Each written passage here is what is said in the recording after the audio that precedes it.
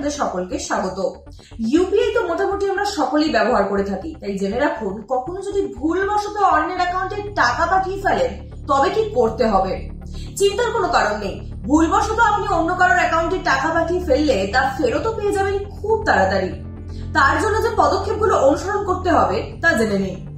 PhonePe, জিপে এবং Paytm এ কখনো ভুল করে টাকা পাঠালে তা অবশ্যই আপনাকে কাস্টমার কেয়ার নাম্বারে ফোন করে জানাতে হবে। জিপের কাস্টমার নাম্বার হলো 180041900157, ফোনপে নাম্বার হলো 08068727374 এবং পেটিএম এর নাম্বার হলো 012044564556। এদের প্রত্যেকটি নম্বর টোল ফ্রি। এই নম্বরগুলিতে ফোন করে আপনি অভিযোগ করতে পারেন এবং টাকা ফেরত পেতে অনুরোধও করতে পারেন। এছাড়া অন্যান্য আর যেসব উপায়ে আপনি ভুল করে পাঠানো ইউপিআই পেমেন্টের টাকাগুলি ফেরত পেতে পারেন সেই পদ্ধতিগুলো জেনে নিন।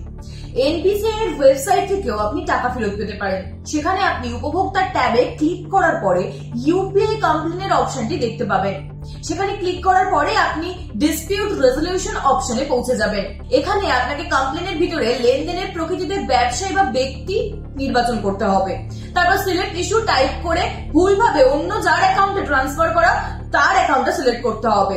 সেখানে পেমেন্ট সম্পর্কিত সমস্ত বিবরণ পূরণ করতে হবে, যেমন ব্যাংক, লেনদেন আইডি এবং ফোন নাম্বার এগুলো। এরপরে সাবমিট বাটনে ক্লিক করতে হবে। যদি আপনি উপরের উল্লিখিত ব্যবস্থা থেকে আপনার টাকা না পান তাহলে আপনাকে সরাসরি ভারতীয় রিজার্ভ ব্যাংকে অভিযোগ করতে হবে।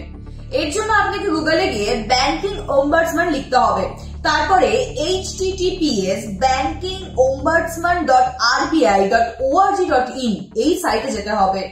সেখানে ক্লিক করলে আপনি ডান দিকে অভিযোগ দায়ের করার বিকল্পটি দেখতে পাবেন।